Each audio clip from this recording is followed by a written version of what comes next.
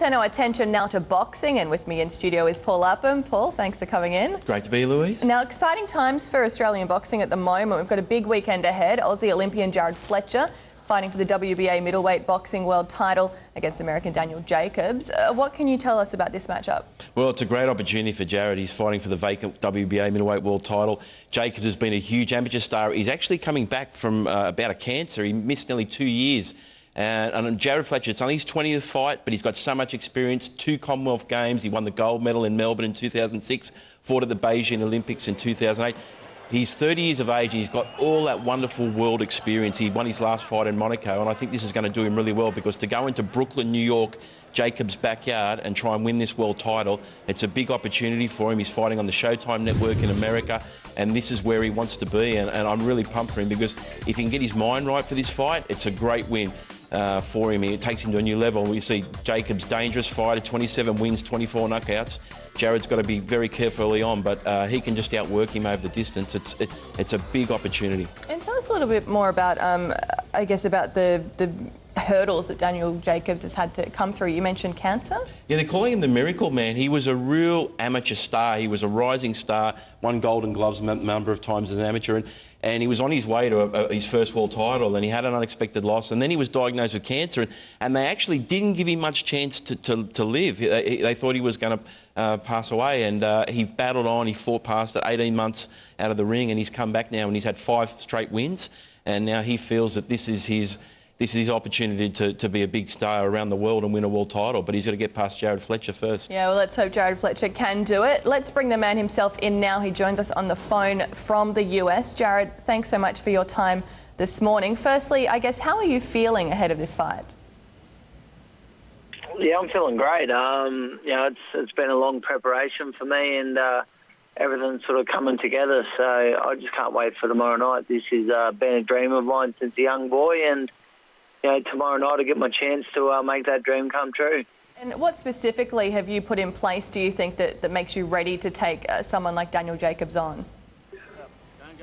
My fitness. You know, I'm as fit as I've ever been, and I've just had a really good preparation. I've got some really good sparring in and things like that, and I couldn't be more ready for this. So everything sort of just it's fallen into place, and you know, I had the weigh-in early today. I made weight the best I ever have. I'm just feeling great, and I'm really I'm ready for this.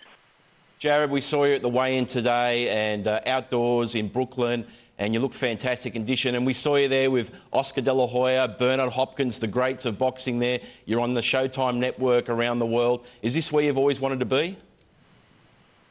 Mate, like I said, this is a dream of mine. So today it's all sinking in, and I'm just so excited about this. Like I said, I've done all the hard work, so I've got no excuses, and I just can't wait for tomorrow night to put it all together. And Jarrod, to win the fight, what have you got to do specifically to beat Jacobs? What are your key points? And Jacobs, he's a really talented fighter. He and you know, you look at his record. He's got 27 wins for 24 knockouts. So he possesses a lot of power. So I've just got to box smart, use my speed and my movement, and try and frustrate him and pick him off. So, like I said, we've got a game plan, and me and the team, we're all confident. So I've done all the hard work, and I've just, like I said, got to put it together tomorrow night. And Jarrod, Paul mentioned, I guess, the big stage that you're on. Are there any nerves involved with coming up in a fight like this? No, not at all. You know, this is, like I said, this is a dream of mine, and I'm just excited about it. So. Obviously, I always get nervous. If I don't get nervous, there's something wrong. But like I said, I'm just excited about this and looking forward to the opportunity. Yeah, let's hope they're positive nerves. Thanks so much, Jarrod, for your time, and best of luck for this weekend.